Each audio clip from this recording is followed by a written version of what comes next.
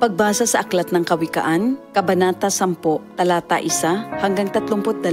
Ang mga kawikaan ni Solomon. Ang matalinong anak ay ligaya ng magulang, ngunit tinik sa dibdib ang anak na mangmang. Ang yamang buhat sa masama ay di papakinabangan, ngunit ang katuwiran ay maglalayo sa kamatayan. Ang matuwid ay binibigyan ni Yahweh ng kasiyahan, ngunit ang masamay kanyang ginugutom naman. Ang kamay na tamad ay tiyak na magdarahop, ngunit magbubunto ng yaman ang kamay na masinop. Ang nag-iimbak kong tag-araw ay nagpapakilala ng katalinuhan, ngunit ang natutulog kong anihan ay nag-iipon ng kahihiyan. Ang matuwid ay mag-aani ng pagpapalat kabutihan, ngunit ang bibig ng masama ay nagtatakip ng karahasan. Ang alaala ng matuwid mananatili kailanman, ngunit pangalan ng masamay tiyak na mapaparam. Magandang payo ay tinatanggap ng pusong may pangunawa, ngunit kapahamakan ang wakas ng mangmang na masalita. Ang namumuhay ng tapat ay pinaghaharian ng kapayapaan, ngunit ang may likong landas ay malalantad balang araw. Ang malilikot na mata ay lagi sa kaguluhan, at ang bibig na maluwang hahantong sa kapahamakan. Ang bibig ng matuwid ay bukal ng buhay, ngunit labi ng masama ay nagtatakip ng karahasan. Sa hari-saring kaguluhan ang bunga ng kapuotan, ngunit ang pag-ibig ay pumapawi sa lahat ng kasalanan. Sa labi ng may unawa matatagpuan ang karunungan, ngunit sa likod ng isang mangmang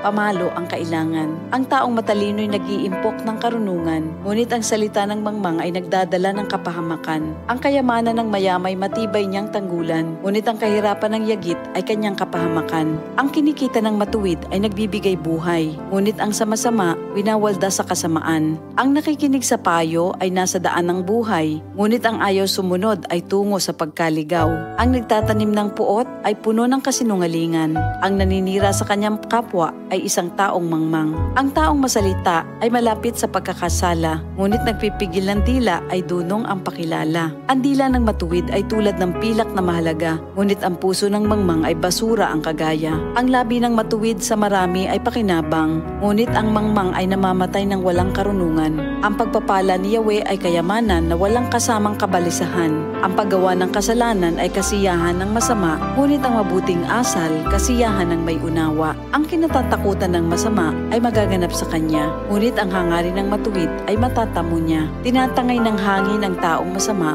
ngunit ang matuwid ay gusaling di magiba. Kung paanong ang usok ay nakakaluha, ang suka ay nakakangilo, gayon ang tamad na alipin sa kanilang mga amo. Ang paggalang at pagsunod kay Yahweh ay nagpapahaba ng buhay, ngunit ang mga araw ng masama ay hindi magtatagal. Ang pag-asa ng matuwid ay may magandang kahinatnan, ngunit ang pag-asa ng masama ang dulot ay kabiguan. Si Yahweh ay kanlungan ng mga taong matuwid, ngunit kaaway sila ng taong masama ang hilig. Ang matuwid ay mananatili sa kanyang dako, ngunit ang masama kung saan-saan matutungo. Ang salita ng matuwid ay nagpapakilala ng karunungan, ngunit ang dilang sinungaling ay puputuli naman. Ang salita ng matuwid ay palaging angkop, ngunit ang salita ng masama ay puro paninira. Ito ang salita ng Diyos. DCXL 5